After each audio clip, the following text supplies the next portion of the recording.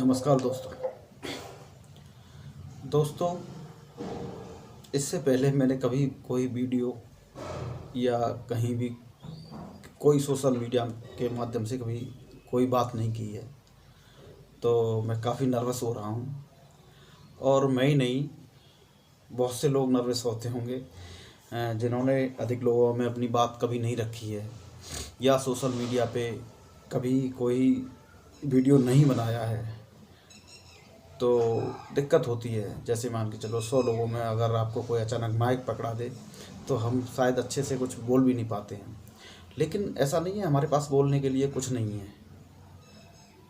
हर आदमी एक अपनी अपनी विचारधारा लेके जीता है और उस विचारधारा के हिसाब से बहुत कुछ कहना चाहता है, अपनी बात को रखना चाहता है, अधिक से अधिक लोगों में रखना चाहता है। लेकिन एक हेजिटेशन या फिर हमारा जो बचपन बीता है, तो हमारा जो बचपन उस तरीके से नहीं बीता है कि हम अधिक लोगों में अपनी बात को रख दें। तो उस हिसाब से मुझे वही दिक्कत हो रही है, क्योंकि मैं कभी अधिक लोगों में बोला नहीं। हाँ, विचार मन में बहुत आते हैं लेकिन अपनी बात को रखा नहीं, या ये कह लो मैं रख नहीं पाया या रख नहीं पाता हूँ। तो आज मेरा मन किया, आज बारिश हो गई थी, पूरे स्टाफ की छुट्टी हो गई थी, मेरी भी छुट्टी है, तो घर पे ही था। चुनाव का माहौल है, कल चुनाव होने हैं यूपी में, पूरी यूपी में नहीं, आगरा क्षेत्र के होने हैं, यूपी के चुनाव होने हैं कल। तो हमारे आगरा में भी चुनाव है, हमारे क्षेत्र में भी चुनाव है। तो जिसका जो मन है वो वहाँ वोट करेगा। वोट के लिए कभी किसी को प्रेशराइज नहीं करना चाहिए। अपनी अपनी इच्छाएं होती हैं, अपनी अपनी विचारधाराएं होती हैं, और विचारधाराओं के हिसाब से ही हम किसी को चुनते हैं, अपना नेता चुनते हैं, मुख्यमंत्री चुनते हैं, प्रधानमंत्री चुनते हैं। खैर, बोलने के लिए सब्जेक्ट तो बहुत सारे हैं, लेकिन आज मैं जिस सब्जेक्ट पे बात करना चाहता हूँ केवल उसी पे बात करेंगे। दोस्तों, मैंने देखा है कि हिंदुस्तान में सबसे ज़्यादा लेने वाला नाम किसान का नाम ले लेके सभी पार्टियां खूब राजनीति करती हैं। किसान का भला शब्दों में सब चाहते हैं कि किसान का भला हो, और किसान को ऐसे पेश करते हैं कि किसान बहुत ही गरीब और बहुत ही बेरोजगार, बहुत ही हर तरीके से कमज़ोर है, और उसी के इर्द गिर्द राजनीति सभी पार्टियों की चलती हैं। चाहे कोई फेवर की बात करे, फेवर की ही करते हैं, अनफेवर की तो कोई नहीं करता है, सब फेवर की करते हैं, लेकिन रियल में फेवर कोई नहीं करता। रणनीति ऐसी नहीं बनाते कि वाकई ही किसान को फ़ायदा हो। केवल राजनीति के लिए चर्चा, नाम, पैसों का दुरुपयोग, कर्ज माफ़ी, और ये चलता रहता है। अरे ऐसा कुछ किया जाए कि कभी किसान को कर्ज लेने की ज़रूरत ना पड़े। तो चलो बात करते हैं, हम उसी सब्जेक्ट पे बात करते हैं कि जैसे मान के चलो, सबसे पहले उसका कारण खुद किसान ही है। कि किसान की सोच ये बन गई है कि एक तो अपनी ज़मीन पे सबसे पहले लोन लेगा, लोन लेने के बाद में फिर उसको सोचेगा कि ये माफ़ हो जाए, भरेगा नहीं, और बहुत ही कम ब्याज पे वो पैसा मिलता है, और शायद कोई ही किसान ऐसा चूका हो, वो सभी लेते हैं। तो मेरा कहना ये है कि हम जैसे किसान की बात करते हैं, जिस किसान की हम बात करते हैं, किसान के अलावा इस देश में कोई रहता है क्या? और भी कुछ लोग रहते हैं कि जिन पे खेती नहीं है। किसान का मतलब क्या है? किसान को किसके बोलेंगे हम? कि जो ज़मीन, जिसके नाम ज़मीन है, 2 बीघा, 4 बीघा, 10 बीघा, 50 बीघा, उसी को किसान बोलते हैं। कि या फिर जो भेज पे लेके, जिन पे ज़मीन नहीं है, जो भेज पे लेके ज़मीन करता है, कि उसको किसान बोलेंगे। तो किसान बोलेंगे किससे? चलो शायद सभी लोग जानते होंगे कि किसान किसको बोलते हैं, और सरकार भी जानती होगी। लेकिन रियल में मैंने जिन किसानों को देखा है, जिनसे हम किसान अधिकतर बोलते हैं, खेत वालों को, मेरी नज़र में वो किसान नहीं ज़मींदार हैं। किसान तो वही है जो वास्तविक में खेती अपने हाथों से करता है, चाहे वो बेच पे लेके करता हो या फिर उसको अपनी ज़मीन हो।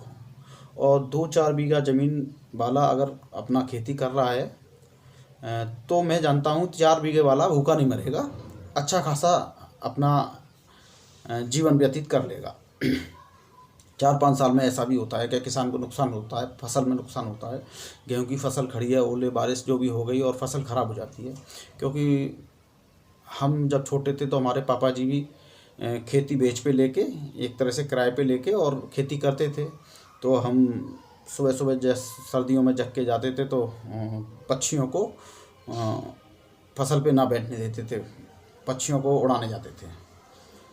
तो मेहनत तो होती है सारी, लेकिन फसल करने के बाद में हमें किराया भी देना पड़ता था, क्योंकि हमारे पास ज़मीन बिल्कुल भी नहीं है।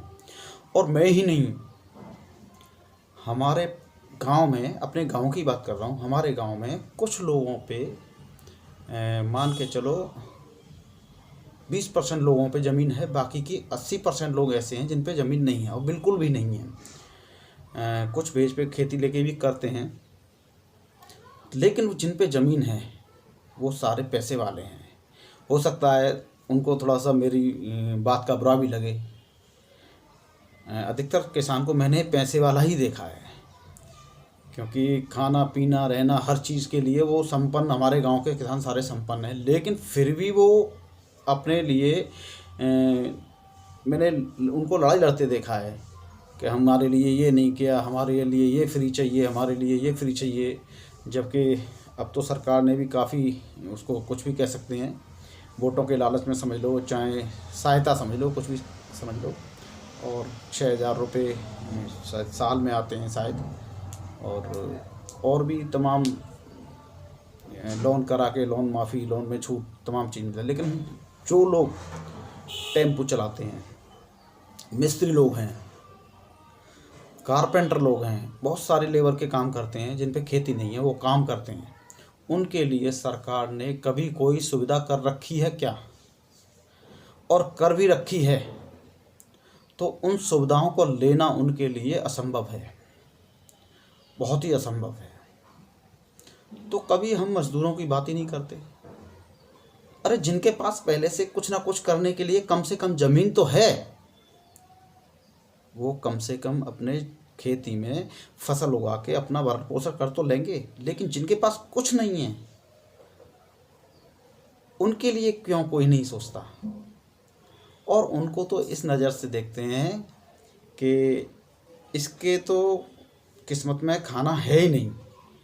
अगर वो कमा के मेहनत करके खा भी रहा है तो उसको इस नज़र से देखते हैं कि ज़रूर ये कोई गलत काम करता होगा, जाने किसी की चोरी करके ला रहा है। तो कहने का मतलब ये है कि केवल हम एक ही आदमी के बारे में सोचें और एक ही व्यक्ति के बारे में सोच के उसी की बात करें, उसी के फ़ायदे की चर्चा करें, तो गलत है। हमें सभी के बारे में सोचना चाहिए। हमें किसान की बात करनी चाहिए, किसान के साथ साथ हमें मज़दूरों की बात करनी चाहिए। मज़दूरी में बहुत सारे काम आ जाते हैं, जैसे टेम्पो ड्राइवर है, वो भी बेचारा ड्राइवर है तो वो मज़दूरी है। कोई लेबरी बेलदारी कर रहा है, कोई मिस्त्रीगिरी कर रहा है, कोई कारपेंटरी, लाइट फिटिंग, नल फिटिंग, बहुत सारे मज़दूर हैं जो सुबह सुबह अपनी साइकिल से बेचारे गांव शहर की तरफ काम पे जाते हैं और शाम को अपने गांव लौटते हैं। वो पूरे दिन में मेहनत कर करा के 300-400 रुपये कमाते हैं, और 400 रुपये में वो कभी किसी से शिकायत नहीं करते, वो कभी किसी से पार्टी से कुछ अपने लिए कुछ नहीं मांगते। वो नहीं कहते कि हम भी धरना देंगे और धरना दे के हम सरकार को ऐसे कर देंगे, वैसे कर देंगे। वो बेचारे अपने काम करके फिर भी देश का भला ही सोचते हैं। और उस लेवल से ज़रा सा भी कोई ऊपर जाता है तो वो बेचारा टैक्स वैक्स सारी सरकार के पूरा सिस्टम से अपना टैक्स भी जमा करता है, तब जाके थोड़ा बहुत, तो सारी बंदिशें उस पर है, फिर भी उसके बारे में कोई बात नहीं करता। उसको बढ़ने, अगर वो सोचता है कि मैं अपना कुछ प्राइवेट बिजनेस करके मैं कुछ कर लूँ, तो उसके साथ समस्याएं कितनी आती है कि बैंक उसको लोन नहीं दे सकता। किसान को फिर भी लोन मिल जाता है क्योंकि उसके पास ज़मीन है, वो ज़मीन गिरवी रख देगा तो लोन ले लेगा, वो भी उसका लोन माफ़ हो जाएगा 100%। लेकिन वो क्या गिरवी रखेगा, क्योंकि उसके पास ना तो अच्छा मकान, मजदूरी करता है, मजदूरी का अगर हम कोई भी सर्टिफिकेट लोन में लगाते हैं तो वो हमारा कोई किसी काम का नहीं है। कैसे सबूत दें कि हम मिस्त्रीगिरी करते हैं, हम इतना कमाते हैं, कोई सबूत ही नहीं हमारे पास। और एक कहानी ऐसी बन गई है कि वास्तव में जो भी सुविधा हैं सक्षम लोगों के लिए ही है, मजदूर गरीब के लिए कोई सुविधा बनी ही नहीं है इस हिंदुस्तान में। अब मैं मान के चलो, ऐसा नहीं है मैं किसान का विरोधी हूँ, किसान विरोधी बात कर रहा हूँ, किसान विरोधी बात नहीं कर रहा हूँ, लेकिन मैंने जो देखा है मैं वो बात कर रहा हूँ। मैंने वाकई उनको पैसे वाला देखा है, फिर भी वो धरना प्रदर्शन और फलाट प्रदर्शन कर करा के फिर भी अपने लिए लड़ रहे हैं। लेकिन क्या इस देश में धरना दे के ही अपने लिए लड़ाई लड़ी जा सकती है? कि सरकार वास्तव में अपने आप अपने स्तर से नहीं कोई चीज़ सोच सकती मजदूरों के लिए?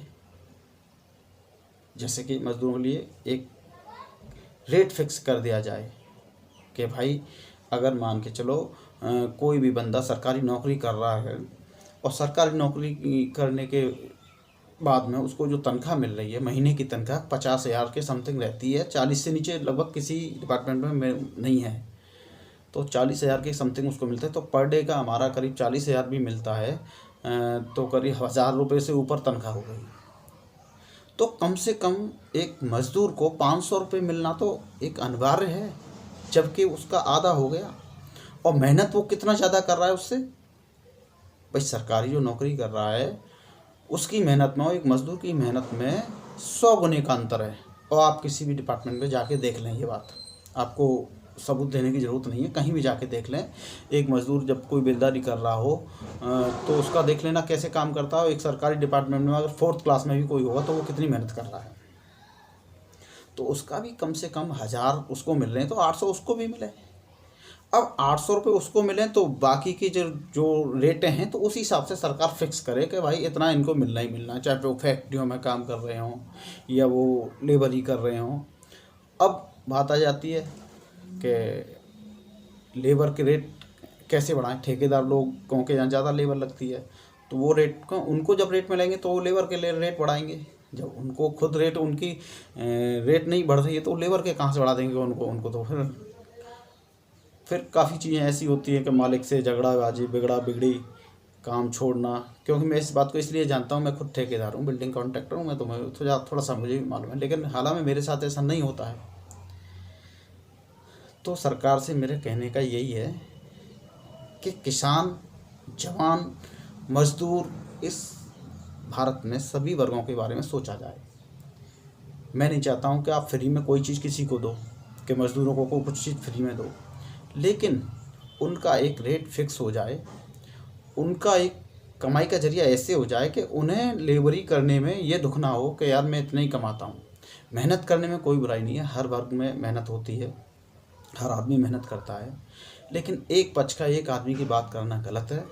अगर कोई भी मज़दूर के घर जाके देख लें और एक किसान के घर जाके देख लें, दोनों में से तुम्हें घर जाके देखोगे तो अंतर महसूस हो जाएगा कि किसान पे क्या है और मज़दूर पे क्या है। फिर भी कहते हैं कि किसान साहब आत्महत्या करके मर रहा है, मर गए, फलाने इतने मर गए, ढिकाने वहाँ इतने मर गए। तो भैया इस ज़मीन को बराबर शेयर में सभी को बांट दो, पता चल जाएगी, मालूम चल जाएगी। एक एक आदमी पे एक 100 गज का प्लॉट तक नहीं है, ज़मीन की तो छोड़ो, बीघों में तो छोड़ दो, एक 100 गज की का प्लॉट तक नहीं है। उससे पूछो उसके साथ क्या बीत रही है। वो अपना 50 गज के प्लॉट ज़मीन खरीद टुकड़े के लिए दिन रात मेहनत कर रहा है और वो खरीद नहीं पा रहा है, क्योंकि जैसे ही जब तक वो 50,000 करता है तो जगह 2 लाख की हो जाती है, 2 लाख की व्यवस्था करता है 10 लाख की हो जाती है, 10 लाख की व्यवस्था करता है तो 50 लाख की हो जाती है। वो तो कभी खरीद ही नहीं पाएगा। हम बात करते हैं केवल उसी की जिसके पास भरमार है। अरे उनके यहाँ जाके देखो, घर घर में पता करो ना भाई, 4 बीघे वाले की क्या स्थिति है, 20 बीघे वाले की क्या स्थिति है, किसकी क्या स्थिति है, मजदूर की क्या स्थिति है। तो सरकार से मेरा निवेदन है, हर मजदूर के बारे में ऐसा सोच के चलें, या तो उनको इतना अधिकार मिल जाए कि वो अपना फाइनेंशियल सिस्टम उनका इतना आसान हो जाए कि भाई ये अपना बंदा ये काम फलाना काम करके और किस्त बड़े आराम से भर सकता है, तो उससे कोई रिश्वत ना लेके उसका लोन तरीके से उनके अनुसार हो जाए। इसमें अगर सरकार मदद कर देती है मज़दूरों के लिए, तो हर मज़दूर अपना व्यापार का ठीक ठाक अपने इस तरह से चला सकता है। मैं उसकी लोन माफ़ी की बात नहीं कर रहा हूँ, केवल उसको लोन मिल जाए, भरने का सिस्टम मिल जाए। थोड़ा सा हर आदमी के पता कर सकते हैं कि कौन कैसा है। अगर लोन लेने लायक कुछ लोग हैं तो उनको दिया जाए। तो यही रिक्वेस्ट है कि कम से कम वो अपने प्राइवेट काम में, अपने कोई भी व्यापार में जब उन पे थोड़ा बहुत पैसा आ जाएगा तो लगा सकेंगे और अपना खुद का काम कर सकेंगे। धन्यवाद, इतना ही कहना चाहता हूँ। मैंने काफ़ी गलतियाँ की होंगी क्योंकि मैंने पहली बार अपनी बात रखी है सर।